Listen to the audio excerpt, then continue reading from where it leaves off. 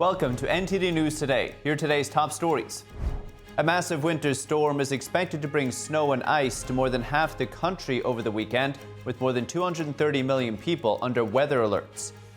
Tensions in Iran are simmering. President Trump says the U.S. Navy has deployed a large force towards the country just in case, as oil prices rebound amid renewed warnings from Washington. Ukraine's President Zelenskyy says territory will top the agenda at U.S.-brokered peace talks in Abu Dhabi, following what he called positive discussions with President Trump.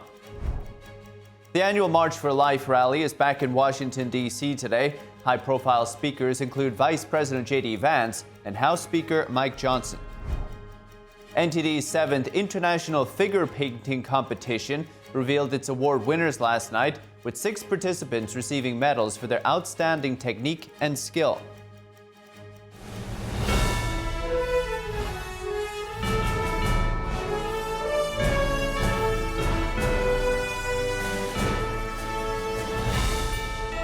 This is NTD News Today, live from our global headquarters in New York City. Today is Friday, January 23rd. I'm Paul Graney. Great to have you here. A massive winter storm is expected to bring snow, ice, and extreme cold to more than half the country this weekend. Residents are bracing for impact. More than 230 million people are under National Weather Service alerts that now blanket every state east of the Rockies except Florida. Here are the details. People in 46 states are under weather advisories, watches, or warnings for this potentially historic winter storm. 31 years working for NOAA, there's only a handful of times that I can remember watches and warnings stretching 2,000 miles. The storm's footprint will stretch from the plains across the south and into the northeast. In addition to the extreme and record-breaking cold, dangerous ice and heavy snow are major causes of concern. This is going to be a mixed bag of precipitation, of sleet, freezing rain, and ice, all which will impact travel especially. Parts of Tennessee were under an ice storm warning Thursday. The ice set to hit southern states, expected to cause treacherous road conditions and extended power outages. Some states, including North and South Carolina, have already declared states of emergency. Some locations could see winter weather like they haven't seen in years. In Texas, where the governor has made a disaster declaration, officials say they're confident the deep freeze won't wreak havoc on their power grid, but warn residents about the potential for slick roads. Roads will be dangerous, so staying off the roads is always the safest option. Record-breaking cold with dangerous wind chills as low as -60 in some spots expected this weekend. A New York Governor Kathy Hochul has declared a state of emergency this morning over the coming storm. Hochul said it would allow the state to work closely with local governments and deploy state resources. Also, New York City Mayor Zohran Mamdani said it would be the biggest snowfall the city has seen in years. He cautioned people to stay home and off the roads.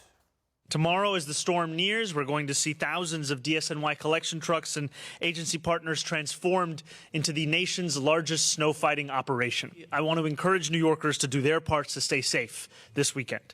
That is why we are issuing a hazardous travel advisory for Sunday and for Monday.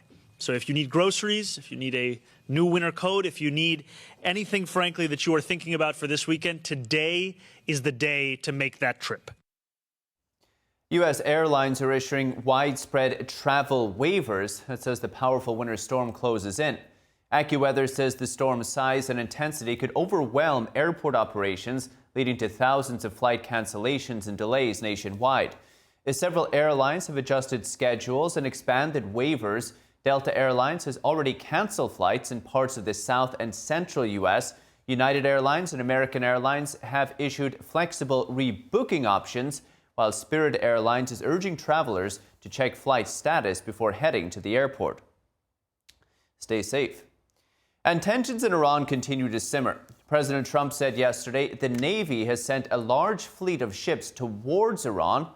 We're watching Iran. We're watching Iran. You know, we have a lot of ships going that direction, just in case. We have a big flotilla going in that direction, and we'll see what happens.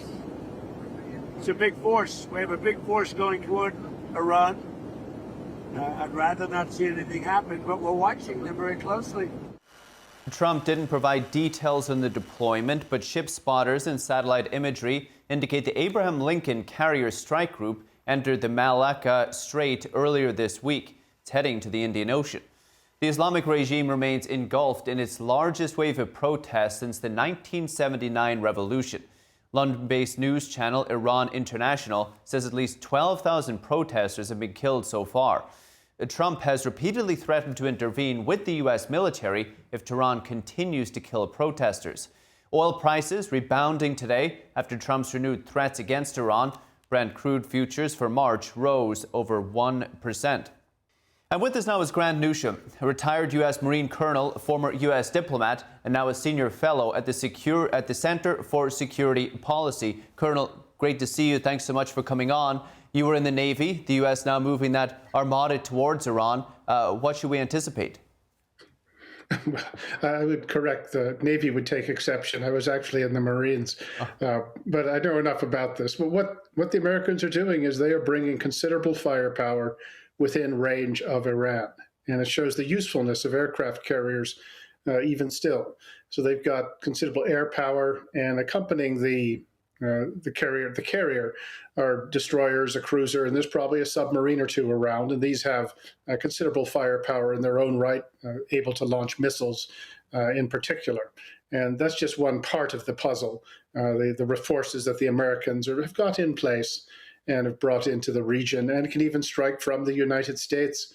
So if something does happen, I think it's taken the Americans longer than they would have liked, but they have a lot of firepower in the region ready to go. What do you think the president is thinking here? Well, if I knew, I would sort of sell the idea and retire. I don't know, but he's got to be taking it very seriously. He always does.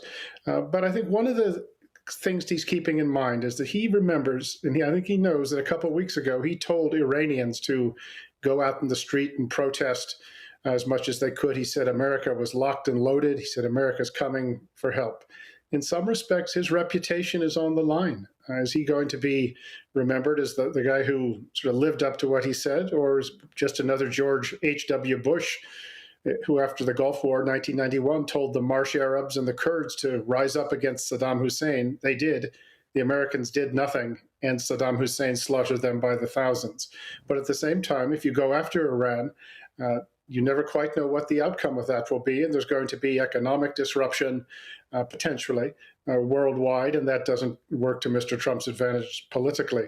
So he's got a lot to think about here, both reputationally and also the prospects of regime change in Iran, but also the Iranian response to all of this. So this is not a sort of do it on Thursday, end it on Monday sort of affair. This is a pretty big deal that he's got in mind, and it's, I'd say, more difficult than the decision to go after Maduro in Venezuela. The stakes are high, Colonel. You wrote the great book, When China Attacks. We know the Chinese regime is helping Iran suppress protesters, it seems. How worried is the regime about the Iranian regime falling like Maduro fell? Well, I think it does worry them, particularly when you have Iranian people going out in the streets, fed up with a regime, really a corrupt regime, repressive regime, which kind of sounds like the Chinese Communist Party. And if they are able to bring that down, well, the leaders in the Chinese Communist Party just might think, well, maybe Chinese people will get some ideas from that as well. So that is one of the big concerns that they've got. Plus, obviously there's embarrassment involved in all of this when China cannot protect its proxies, the countries that it says it has sort of all-weather partnerships with. When push comes to shove, it can't do much for them.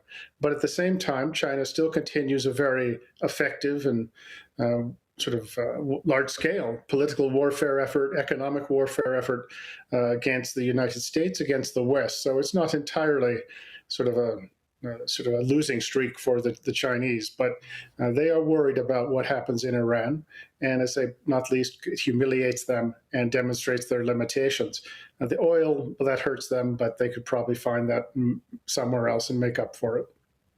On your point, Colonel, about the protest perhaps spreading into China. There are reports that the regime is going to limit the number of large gatherings for Chinese New Year, which is coming up in just a couple of weeks, out of fear of unrest. How real is that possibility? Well, it's a real possibility, and protests in China have always been numerous and widespread, and this has been going on for years. You most recently, you think of what you saw during the COVID lockdowns, when Chinese people figured they had had enough, went out on the streets in numbers that no one had seen for a long time, and you could see that the Chinese regime was on its back foot. It was worried about this. So the Chinese people are not entirely docile, and given a reason that they do get out on the streets. So protest is nothing new in China, and it is a constant concern. That's why they spend more money on internal security than they do on their actual defense budget, and that tells you something. You brought up a word earlier, Colonel, slaughter, and unfortunately it's something that's always a risk with the Chinese regime as well. Colonel, it looks like the United States will get access to Greenland to build its military defenses and whatever else it wants to do. Is this a blow to the Chinese regime? Oh, it's on the margins. It is, not least if it's a sign that the Americans are taking their defense seriously, and they've seen more of that with some of the things America has been doing in the Pacific, in Latin America, now Greenland. This is something the Chinese haven't seen from a sort of an American administration really since the first Trump administration. And China is always looking for terrain, key terrain that it can occupy, which by their definition is pretty much anywhere on Earth. But they have a systematic effort afoot to surround the United States. That explains their activities in the Caribbean, in Latin America, and some might say Canada as well. But Greenland is part of their sort of strategy to surround the U.S., get in close so that you can threaten and if need be, hurt the United States. So the Americans preempting China in this, getting into the sort of the terrain, getting that foothold before the Chinese do, is something the Chinese aren't used to, because they pretty much had the playing field to themselves. So Mr. Trump going after Greenland and probably is going to reach a satisfactory arrangement which allows the United States to control Greenland and get what it needs out of that. And it's the Canadians who benefit, the Europeans do as well from that. But as I noted, China is still aggressively prosecuting a political warfare effort against us. So this isn't just sort of activities related to potential kinetic warfare. There's more to it than that, and we're not really doing very well on the political warfare front. Before we finish up, Colonel, I'd like you to just expound on that a little bit, China's continued political warfare, particularly, I suppose, after our World Economic Forum meeting and some of the speeches there that we heard. Well, from China's perspective, you look at it, you have the Prime Minister of Canada who has basically told China, no, we like you more than we do the United States. If you let us sell you some canola oil, we will give you our auto industry. You have the Prime Minister of England, who's similarly minded. He's going to hand over Diego Garcia, the only American base in the Indian Ocean, to Mauritius. Mauritius is deeply in bed with the Chinese. The British have refused to give Americans intelligence related to the drug strikes that we've been doing. The French Prime Minister Macron, he hasn't been particularly strong on China. The Germans as well. They're all eager to placate China, talking about a renewed golden era in trade. So from China's perspective, that's a pretty big deal when you have America's supposed main allies coming over to your side. Their excuse is, well, they hate Donald Trump so much. In actual fact, they've been thinking about this for a while, one imagines, and have no great love for the United States, and actually might prefer the Chinese system of governance. So China may be willing to trade in Iran for the four countries that I've just named. There are still moves to play in this grand chess game. Colonel Grant Newsham, we appreciate it as always, sir. Take care. Have a good weekend. Stay safe. Well, thanks very much. The FBI has arrested former Canadian Olympic snowboarder Ryan Wedding. He's accused of running an international drug trafficking organization as a member of a cartel. He went from an Olympic snowboarder to the largest narco trafficker in modern times. He is a modern-day El Chapo. He is a modern-day Pablo Escobar. and he thought he could evade justice. But these brave men and women put together a prosecution package, put together an investigative package, put together an operation strategy, and here we are today bringing him to justice for trafficking hundreds of kilos of cocaine and also for the murder of innocent civilians. This individual and his organization and the Sinaloa cartel poured narcotics into the streets of North America and killed too many of our youth and corrupted too many of our citizens. And that ends today. Director Kash Patel said Wedding was captured last night in Mexico City with the help of Mexican authorities. The Bureau said Wedding's crime ring routinely shipped hundreds of kilograms of cocaine into California via Mexico and distributed the drug throughout the U.S. and Canada. The FBI placed him on its 10 most wanted list last year. His arrest marks the 6th individual on that list to be captured in the past year. Wedding is also charged in 2024 with attempted murder and other charges related to his alleged crime ring. According to court documents, the former athlete began his drug trafficking operation in 2008. He spent 2 years in jail before being let out in 2011. Authorities believe Wedding was hiding in Mexico for over a decade with the help of the cartel. Wedding is now in U.S. custody. Will make his first appearance in court on Monday. And Luigi Mangione, the man accused of gunning down a health insurance executive outside a hotel in Manhattan, is in federal court today. It comes as a judge considers whether key pieces of evidence found in Mangione's backpack should be included in the death penalty murder case. Judge Margaret Garnett is hearing testimony today from Altoona, Pennsylvania, a police official about department procedures for securing an individual's personal property after a public arrest. Mangione is scheduled to be in court again on January 30th for a status conference. Garnett has said jury selection in the case could begin as early as September. Now, moving on, Ukraine's President Zelenskyy said today that territory will be a key topic at trilateral talks. Officials from Russia, Ukraine, and the United States are meeting in Abu Dhabi today and tomorrow. The question of Donbass is key. It will be discussed, and how the three sides see this in Abu Dhabi. The key agreement on security guarantees is in place. Now I am waiting for President Trump to set the date and location. It is up to him. We are ready to sign, which is so important to us. I would like to emphasize once again that this is a historic document. The talks will begin this evening, local time. Zelenskyy also discussed the use of Moscow's frozen assets to fund reconstruction of Russian territory. He dismissed the idea of using the money to rebuild what he called their parts as nonsense. Russia previously floated the idea of using frozen assets to pay for the recovery of Russian-occupied territory inside Ukraine. Here's more on the negotiations to end the war there in Ukraine. The U.S. is set to hold talks with Ukraine and Russia today in Abu Dhabi to discuss the future of the war. It comes after top-level talks Thursday in Switzerland and Russia. Aboard Air Force One yesterday, President Trump told reporters that both Russia's President Putin and Ukraine's President Zelenskyy seem open to making a deal. You know, what's happened here is there were times when Putin didn't want to make a deal, times when Zelenskyy didn't want to make a deal, and it was like opposite times. Now I think they both want to make a deal, but we'll find out. Earlier in the day, Trump met Zelenskyy on the sidelines of the World Economic Forum in Switzerland. Trump said the meeting was very good, and Zelenskyy called it productive and meaningful. In Moscow the same day, U.S. negotiators Steve Witkoff, Jared Kushner, and Josh Grunbaum sat down with President Putin. That meeting came after Special Envoy Witkoff said negotiations to end the war had come down to one last issue. The Kremlin told reporters the talks had been useful. The talks lasted approximately 4 hours and were exceptionally substantive, constructive, and I would say extremely frank and trusting. But Russia warned lasting peace would not be possible unless territorial issues were resolved.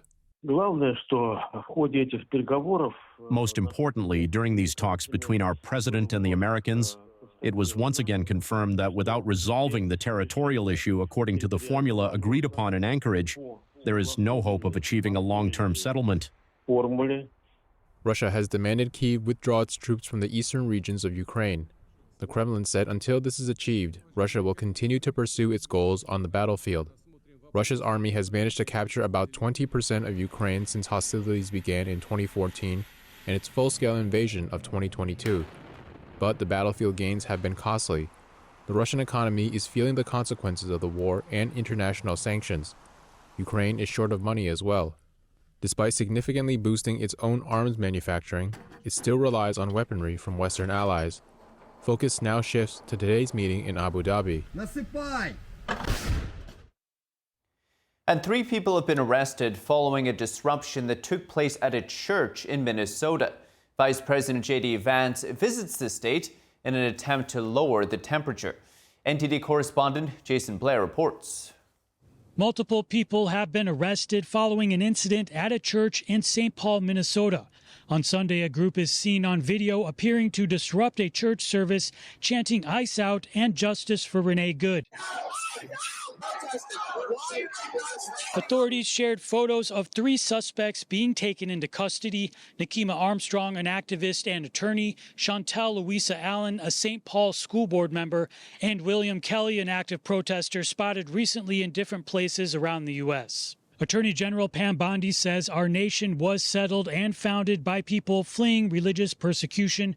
Religious freedom is the bedrock of this country. Nakima Armstrong says that the group went into the church looking for one of the pastors, named David Easterwood, who allegedly is also an acting field director for ICE in St. Paul. Armstrong spoke with former CNN journalist Don Lemon on the day of the incident. We show up somewhere, they don't expect us to come there, and then we disrupt business as usual. Later, Armstrong insisted that the group didn't initially storm into the church, but first sat down with the congregation. We didn't rush in, we didn't bust in. We were a part of the service until I got up and posed that question to the pastor. Some legal experts have been saying that Armstrong and others could be in violation of the FACE Act, which makes it unlawful to impede on others' First Amendment rights to practice their religion. Following the Sunday incident, Homeland Security Secretary Kristi Noem vowed that there would be arrests. People will be brought to justice for how they violated the law in that situation. And a charge for Don Lemon, who was with the group inside the church, was rejected by a magistrate judge in Minnesota. Authorities say that the 3 arrested are being federally charged with conspiracy to deprive rights. And Vice President J.D. Vance visits Minneapolis, Minnesota in the midst of an ongoing ICE immigration enforcement operation, coupled with heavy protests and incidents of civil unrest. Vance says part of his visit was to meet with business leaders and law enforcement to better understand what's going on so that the temperature can be turned down. Because of a few very far left agitators, a lot of these guys are unable to do their jobs without being harassed, without being doxxed, and sometimes without being assaulted. That's totally unacceptable. Vance says that federal agents have also been seriously harassed while off duty after being doxxed. If you can't even go to a restaurant without some agitators locking the door and making you feel like your life is in danger, that is the environment that has been created. Vance says that one of the main reasons so many agents are seen in Minnesota is that additional support is needed to protect the agents making arrests from, quote, rioters. He says this is normally what state and local law enforcement help with in other areas of the country. And there are a lot of things that all of us could do better to lower the temperature, but the number one thing that I learned today is that the best way to facilitate reasonable enforcement of the law, but also to lower the chaos in Minneapolis, would be for state and local officials to cooperate. Jason Blair, NTD News. And Senator Amy Klobuchar has taken the next step toward a run for Minnesota governor.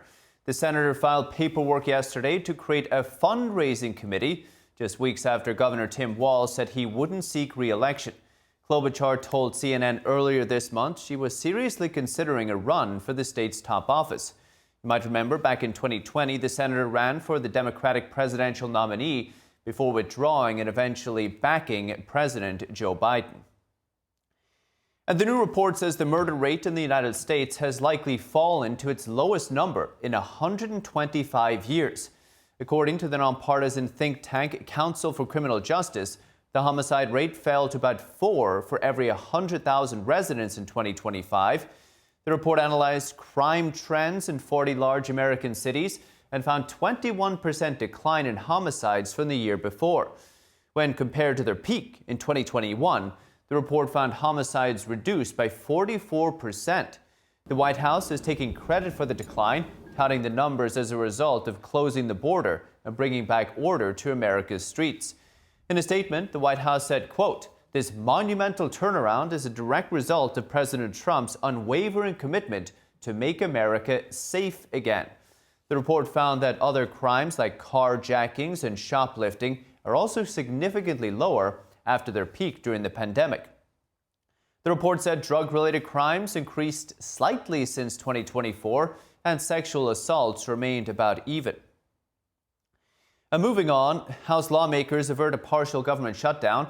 Some Democrats voted with Republicans to fund the DHS without reforms to ICE. That was despite pushback from their party's leadership and the progressive left.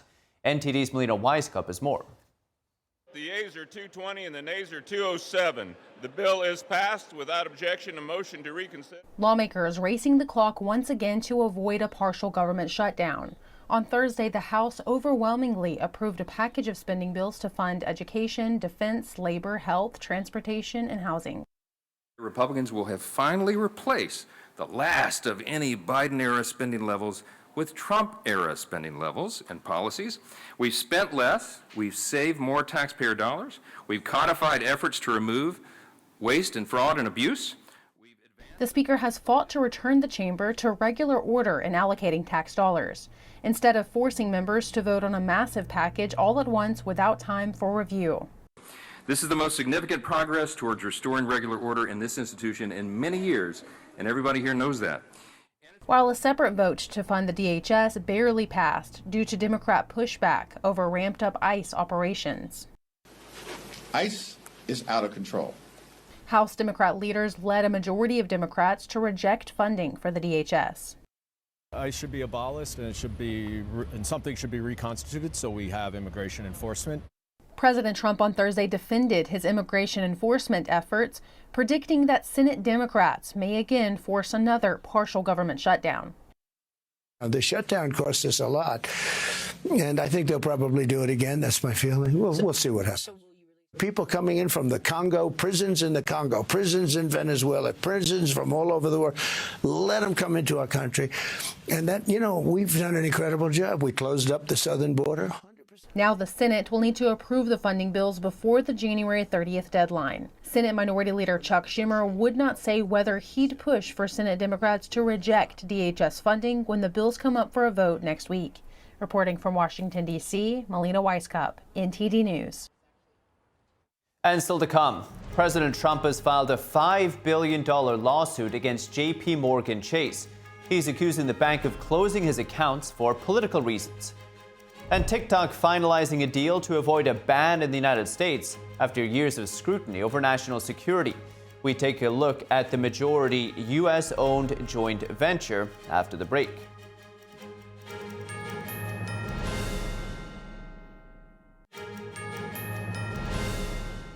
Welcome back. I'm Paul Graney. President Trump has dismissed concerns about bruising visible on his left hand.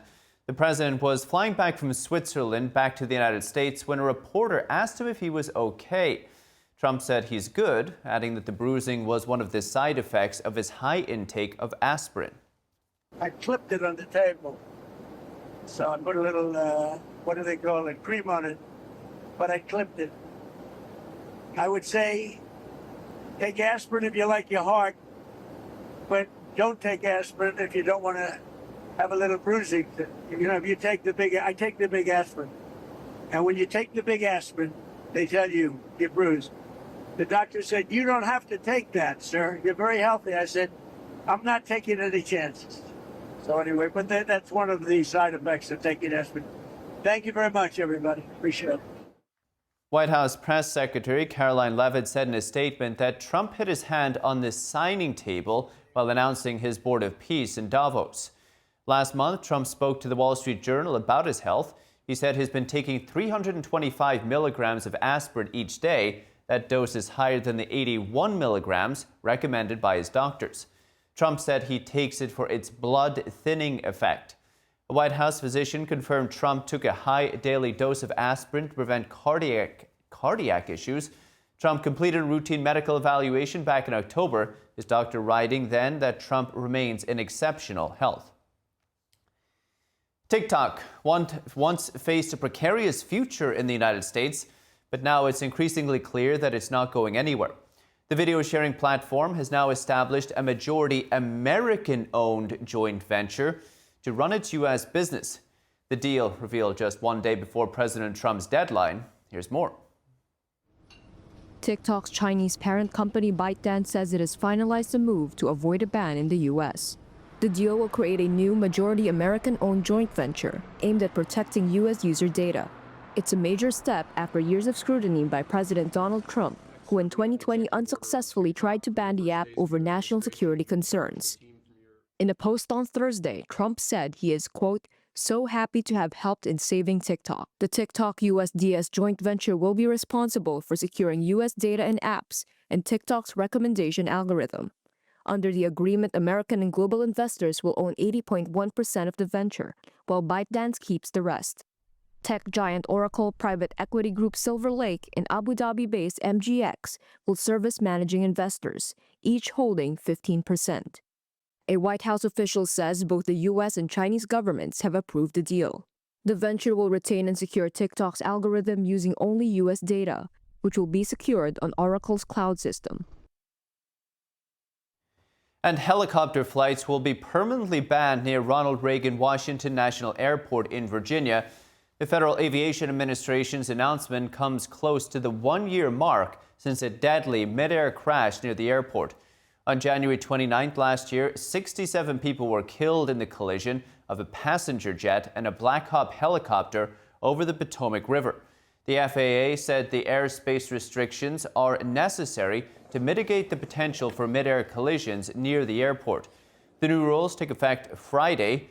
You may remember that last December, the U.S. government admitted to failures by the pilots of the Black Hawk helicopter and an air traffic controller at the airport.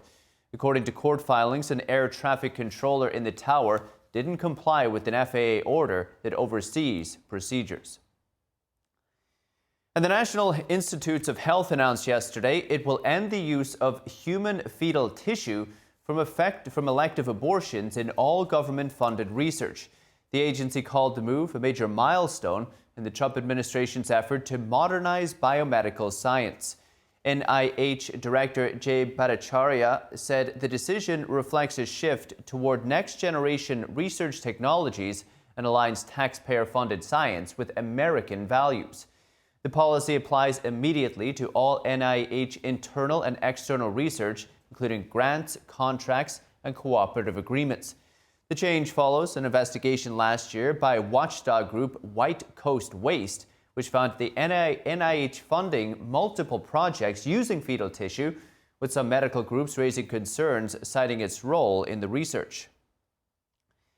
And police say 5 people have been arrested following the shooting of an Indiana judge, Stephen Mayer, and his wife at their home in Lafayette. Authorities say the arrests come after hundreds of investigative hours. Both victims remain in stable condition. Judge Mayer was shot in the arm. His wife was wounded in the hip. 3 suspects, Raylan Ferguson, Thomas Moss, and Blake Smith, face charges including attempted murder and conspiracy to commit murder. They're also facing gang and firearm enhancements. Moss and Smith are charged as habitual offenders as well. 2 others were arrested on obstruction-related charges. Police say the case involved agencies across several states, including the FBI and the U.S. Marshals Service. And still to come, in a surprise move, President Trump has pulled Canada's invitation to his Board of Peace, an initiative focused on ending global conflicts.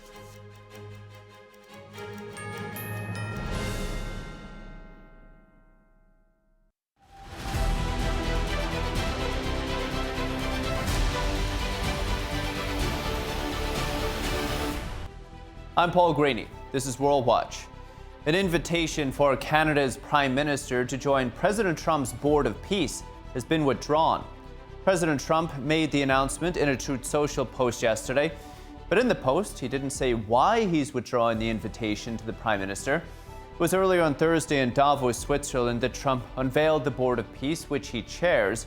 The group was originally conceived to include a small group of world leaders who would oversee the reconstruction of the Gaza Strip. But the purpose of the board has since expanded to look into other worldwide conflicts. We'll keep you updated. In Japan, Prime Minister Sanae Takaichi dissolved the lower house of parliament today. The move clears the way for a snap election on February 8th. The decision is aimed at using her popularity to help the governing party regain lost ground. Takaichi has been in office for just 3 months, but her approval rating is about 70%. Meanwhile, tensions with Beijing are rising following her public remarks in support of Taiwan, with President Trump urging Takaichi to increase defense spending as Washington and Beijing compete for military dominance in the region. Over to Taiwan, U.S. Senator Ruben Galeo from Arizona is visiting the island. Taiwan's TSMC is the world's largest contract chip maker. It's investing over $160 billion in the Phoenix, Arizona area to build factories. President Lai Ching-te said he looks forward to more semiconductor investment in Arizona and collaboration with the United States. TSMC's investment in Arizona has been a notable product of the cooperation between Taiwanese and U.S. industry. We look forward to even more semiconductor manufacturing, research, and development facilities springing up in the greater Phoenix area. This will continue to strengthen Taiwan-U.S. relations. The amount of investment that is happening in Arizona right now from Taiwanese firms, especially TSMC, is impressive. We, Arizonans, now travel the world and we brag about this relationship, this investment. We are the envy of other states, and we want to continue to see that growth. Senator Gallego is the first U.S. lawmaker or official that President Lai has met in person since the U.S. trade deal was reached. And as the March for Life parade continues in Washington, D.C., President Trump said video remarks to the event. Take a look. That was a big deal. And because of that, the pro-life movement won the greatest victory in its history.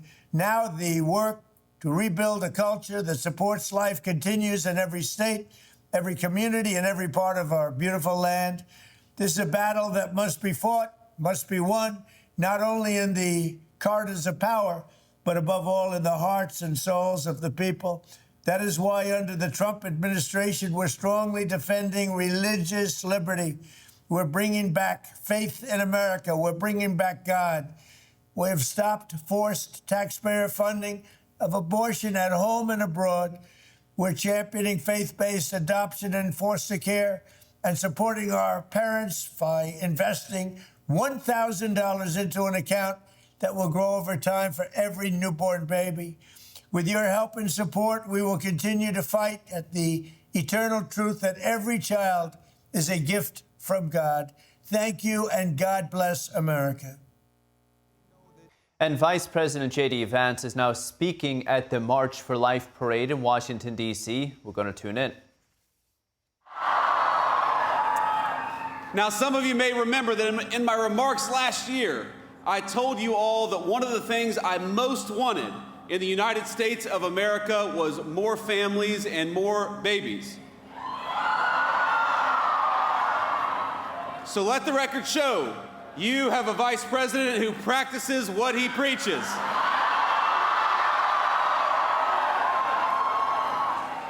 Usha and I announced this week that we're expecting our fourth.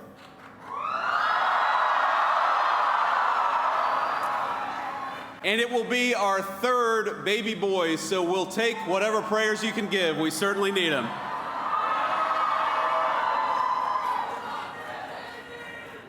And when I was here last year, I had one other piece of advice for this group, and that was very simple: to be joyful in your advocacy. And looking out at this crowd today, it seems like you took that suggestion very well to heart, because I see joyful people. I see grandmas, I see parents, I see beautiful little kids with incredible green hats.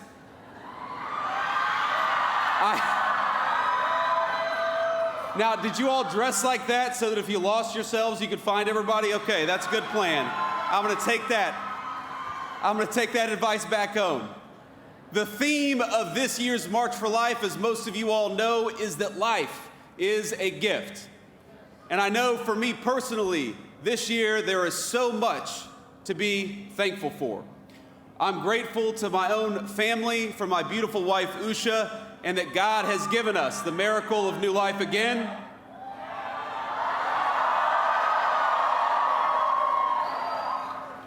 I'm grateful for this movement, for the truth that is on our side, and frankly, I'm thankful for the technological breakthroughs that have allowed us to affirm and protect life. Things like 3D ultrasounds that didn't exist just a few short decades ago. Things like the new medical technologies that have saved the lives of countless premature babies. But let me today say that I am especially grateful for all of you, even the ones with Michigan hats, and there are a couple of you out there.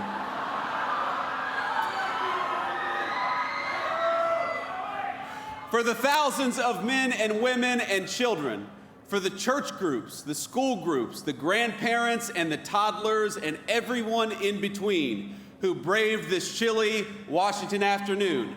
All of us in the Trump administration, from the president on down, we thank you for your prayers, we thank you for your perseverance, and we thank you that for today, we are all marching for life.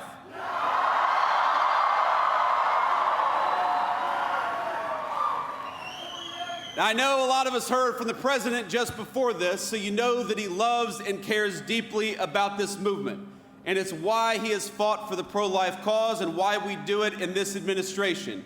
And it's why 3 years ago, we cannot forget, he delivered and his Supreme Court justices delivered the most important Supreme Court decision of my lifetime.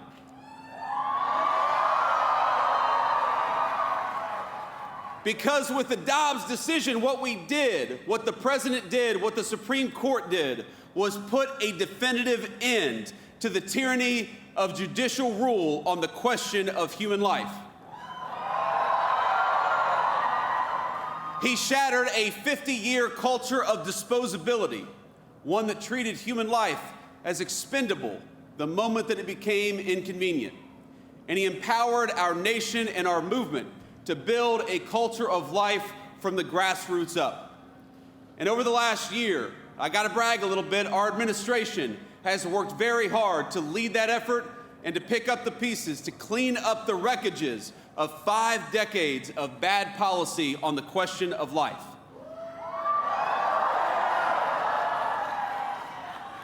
It's an amazing crowd. Now, our vision is simple. We want life to thrive in the United States of America.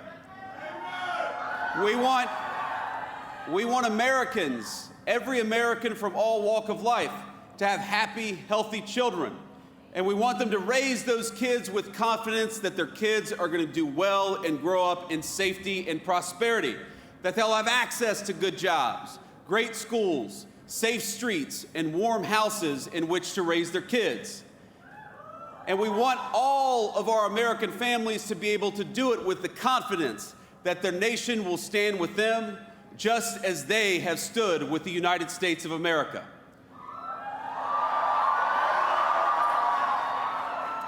Now, you all know this very well, that building a culture of life requires persuasion. And that's what's so different about this moment compared to the moment that was dominated by the Supreme Court for 50 years. We're not trying to argue to the Supreme Court anymore. We're trying to argue to our fellow citizens that we must build up that culture of life. And as you know, that effort is going to take a lot of time, it's going to take a lot of energy, and it's going to take a little bit of money. And that's why we're here, because you know that. We're marching for life because we want our wonderful fellow Americans, even if they don't disagree with us, to know that life is worthy, it is worthy of protection, and that is why we march today.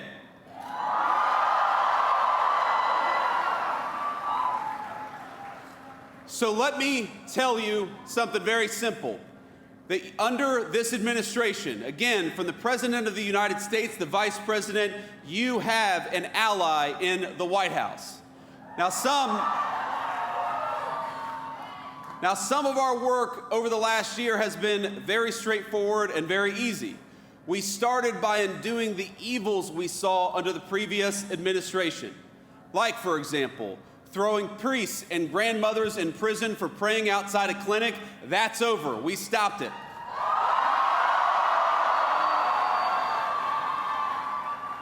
Where the previous administration mandated taxpayer funding for abortions, including travel costs across the entire government, this administration ended it. And over the past year, we built steadily upon the victories of the president's first term. We have secured religious freedom in the United States of America once again. That was important. We have ended the censorship of Christians, Jews, and other Americans of faith who are punished simply for following their faith in public life. We have expanded conscience protections for healthcare workers and defended faith-based foster care and adoption. We gutted Biden-era rules and ensured that no nun, no nurse, no pharmacist, and no physician has to check their faith and their values at the door of their workplace. And under the last administration, under President Biden and congressional Democrats, the power of government, we know, was marshaled against us, against our faith, against our families, and most importantly, against the most vulnerable. That stopped with the Trump administration, and it is not coming back.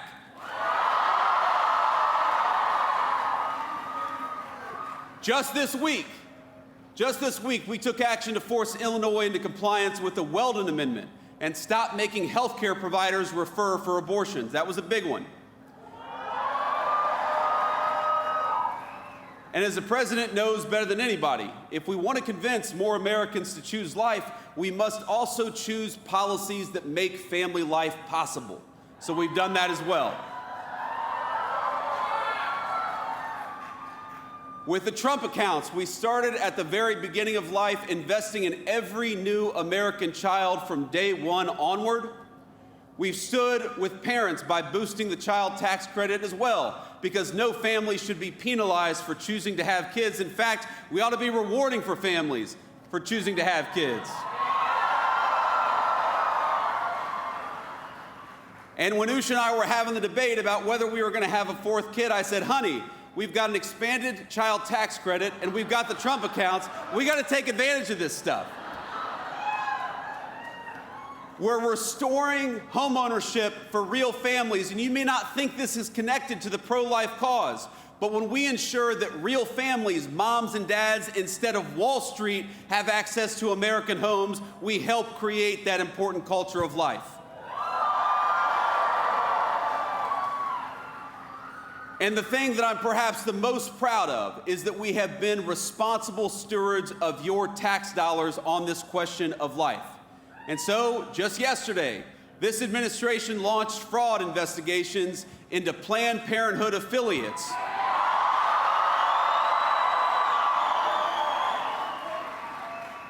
For millions of dollars in PPP loans that were unlawfully received and unlawfully forgiven by the Biden administration. You should not be able to commit fraud and use taxpayer money for abortion. It's that simple.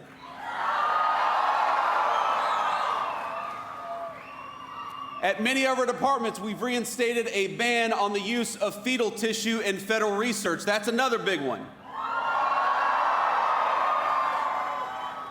And this is something we're so proud of. We're returning accountability to our foreign policy as well. Under Joe Biden, it was the policy of the United States to export abortion and radical gender ideology all around the world. That is what they did with your tax money. They would relentlessly bully developing countries into parroting their far-left views. But under President Trump's leadership and with our great Secretary of State, we believe that every country in the world has the duty to protect life. And that it's not our job as the United States of America to promote radical gender ideology. It's our job to promote families and human flourishing. Now, that's why we've completely realigned U.S. foreign aid and turned off the tap for NGOs whose sole purpose is to dissuade people from having kids.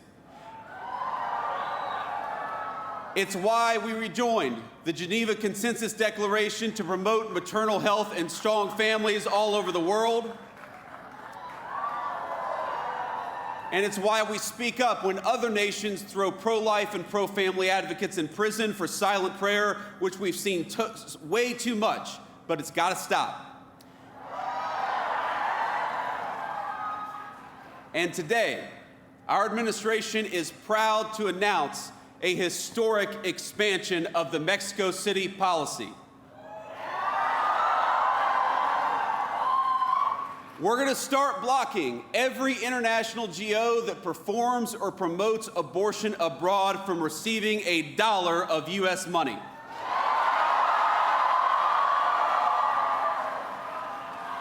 Now, we're expanding this policy to protect life, to combat DEI, and the radical gender ideologies that prey on our children.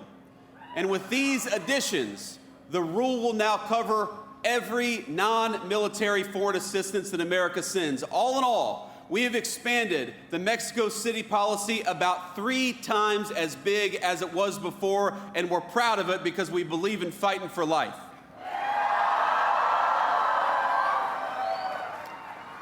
And a lot of you may know that under the Biden administration, they use Medicaid and other programs to launder your tax dollars into abortion money all over the United States of America.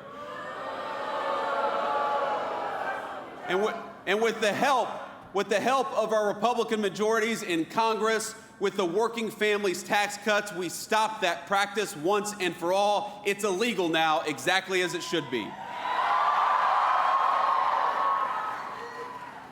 Let me just say, my friends, that we have to be clear.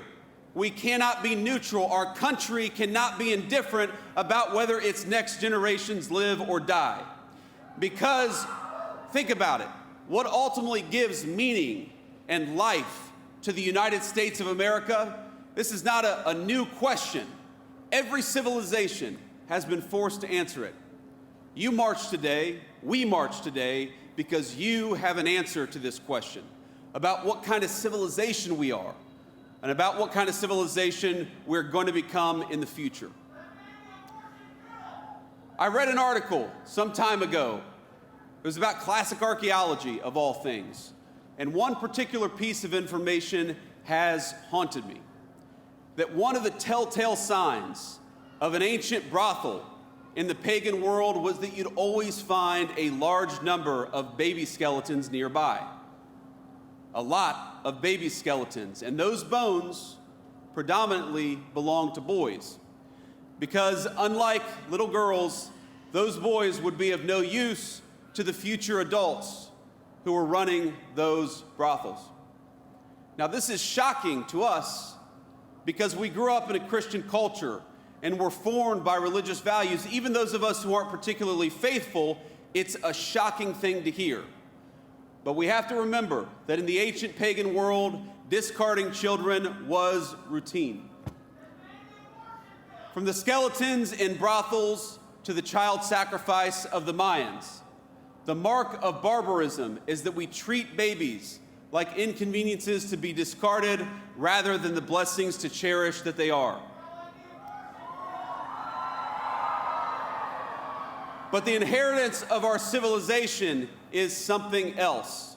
The fact that, as Scripture tells us, each life is fearfully and wonderfully made by our Creator.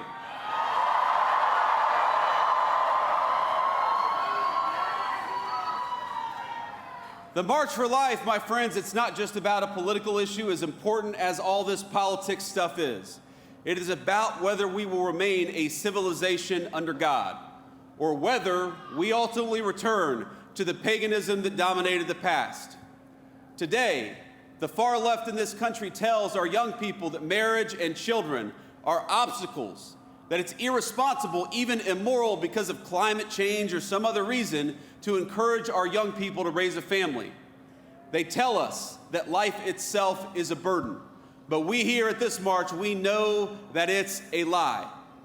We know that life is a gift.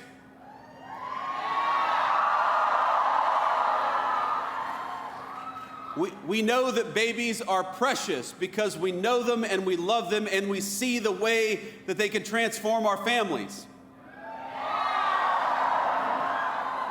We know that family is not just the source of a great joy, but it's part of God's design for men and women, a design that extends outward from the family to our neighborhoods, to our communities, and to the United States of America itself.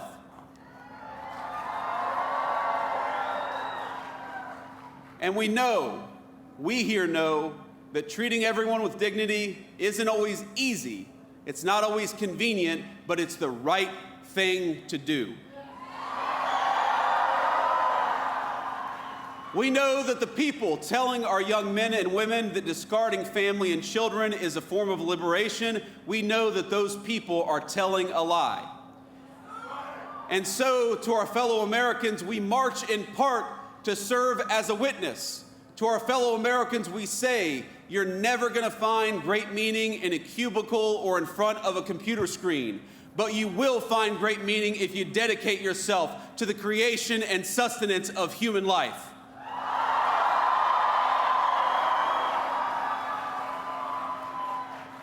Now, I must address an elephant in the room, and I've heard the guy over here talking about it. A fear that some of you have that not enough progress has been made, that not enough has happened in the political arena, that we're not going fast enough, that our politics have failed to answer the clarion call to life that this march represents and that all of us, I believe, hold in our hearts. And I want you to know that I hear you and that I understand. There will inevitably be debates within this movement. We love each other. But we're going to have open conversations about how best to use our political system to advance life, how prudential we must be in the cause of advancing human life.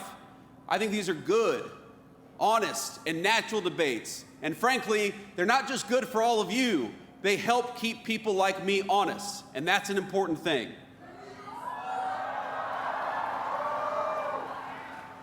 But I think all of us also have to remember that we are commanded to let not our hearts be troubled.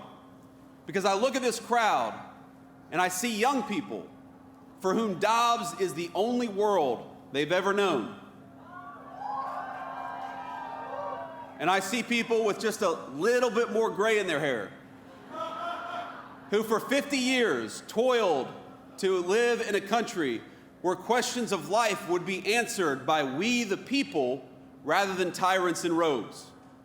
All of us have heard their stories. They've heard of the movement betrayed, of taking one step forward, and then 2 steps back, and then 3 steps forward after that. They know stories of heartbreak and of triumph. Some of them I've known very personally from ballot issues that I fought very hard for, some of which have gone the right way, and some of which have gone the wrong way. And I remember friends of mine who spent their entire lives fighting for the unborn without ever seeing the victories that have accumulated in recent years. My friends, I'd ask you to look where the fight for life stood just 1 decade ago. And now, look where it stands today.